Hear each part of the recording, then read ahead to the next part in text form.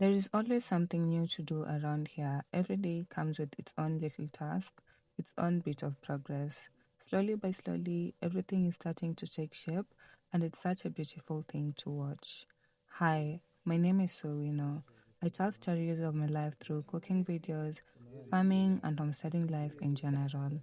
If this is the kind of content that interests you, kindly click the subscribe button for more amazing videos. Sasa hizi mamiti zenye ziko hapa, hiyo umeziacha ile yenye iko hapo chini. Oh.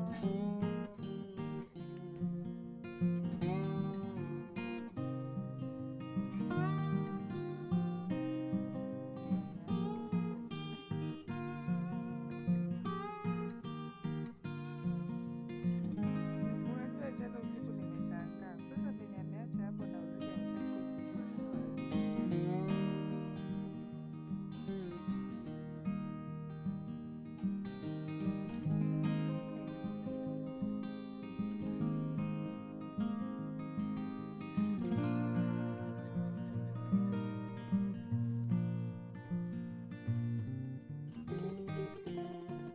I am so happy for how far we've come, and honestly, I'm so glad we decided to paint these walls. Just when you think you've reached the end, life surprises you with new possibilities you hadn't even imagined. And this right here is one of them. Today we'll be finishing up the walls of the pit latrine and wrapping up the painting on the outside walls. I remember someone in the comments saying these walls gave them goosebumps. Trust me, it's the same for me too. Because truly, who would have thought we'd come this far? Sometimes I look around and can't believe this is us here, building this dream step by step.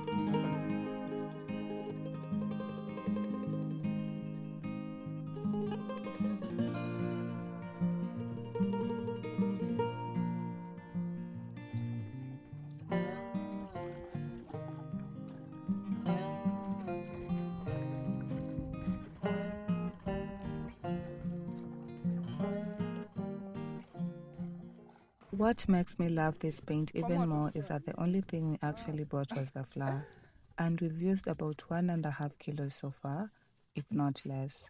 That's it, and from just that, we've made so much paint that has covered all our walls. In as much as this build has been labor intensive, it has truly saved us a lot in the long run. So, if you don't know what I'm talking about, a few days ago I shared a video where we made paint from scratch using clay, water, and wheat flour. It's such a detailed and informative video, I think you'd really enjoy watching it. This one here is just a continuation where we are finishing up on the walls with the same paint. Now, since the paint is made out of clay, it's water soluble, meaning it won't hold up well in wet conditions or areas that are frequently exposed to water. In such cases, you'd need to seal the walls. But the beauty of it is that this same paint can also be used in your normal conventional houses.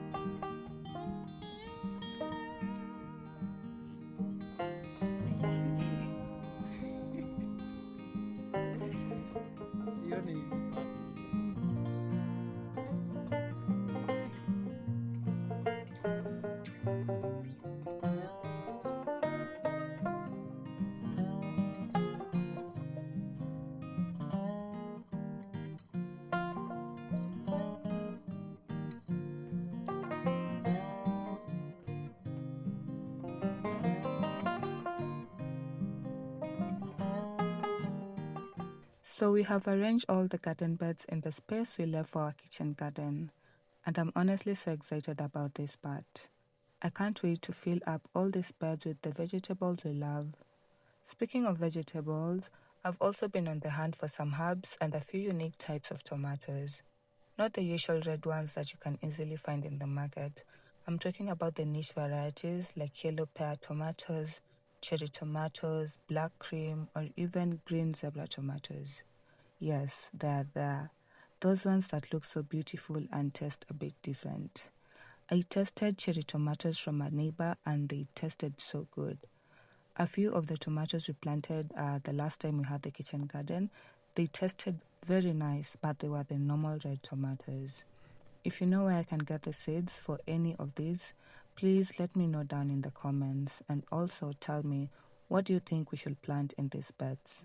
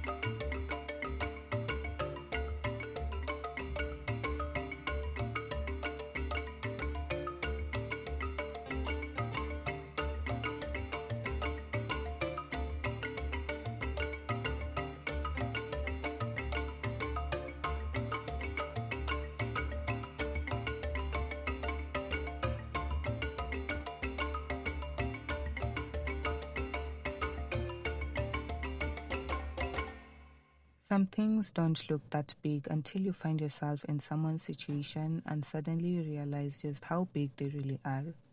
This build has truly taught us a lot, and I keep saying this because it's true. You know how they say Rome wasn't built in a day? The same goes for building a homestead. It doesn't start and end in a day, or even in a week. it takes time. Time to plan, time to allow the founders to do their work, and time to reflect on whether this is really what you want. Because honestly, there is that moment of second guessing that always comes with building. You start asking yourself, why did I even decide to do this? Is it even worth it? But God has a way of reminding you that you're on the right path. I remember we reached a point where even buying vegetables from Mama Mboga started to feel so frustrating. The portions were small and the prices high. Meat had become too expensive in the butcheries, so we started buying it in bulk straight from the slaughterhouses. Eggs too, the price had just gone up, and eating our own duck eggs sometimes felt like a crime because we had deadlines to meet and clients waiting. Everything just wasn't making sense.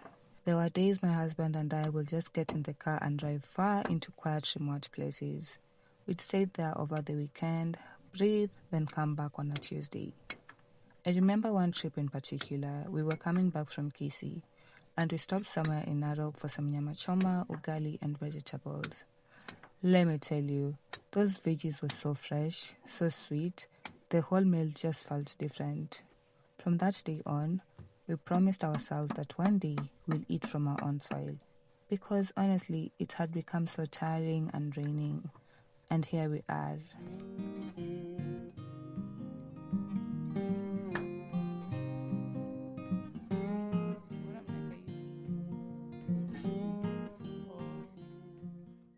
So finally, the pit latrine walls are done. Such a relief to see this part complete. Now it's time to start plastering the walls as we slowly work our way up to seal the top section and begin building the toilet walls.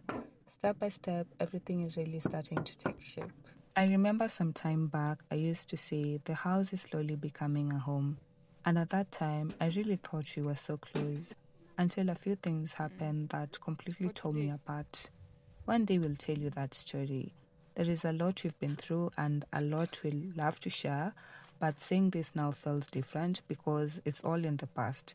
And when I say the house or even the whole compound is slowly coming together, you can really see it now. The vision is becoming clearer every single day.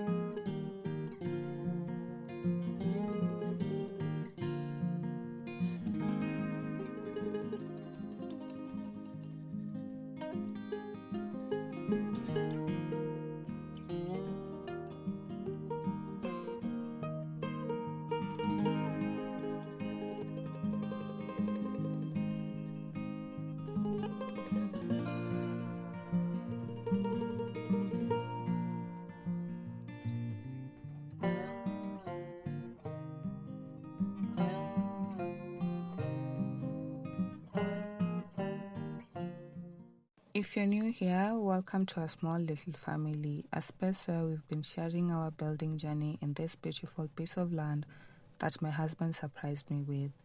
I actually have a full playlist showing the house from the very beginning to where we are now, so feel free to check it out and tell me what you think. Thank you so much for the love and support you've shown us. I don't take it for granted.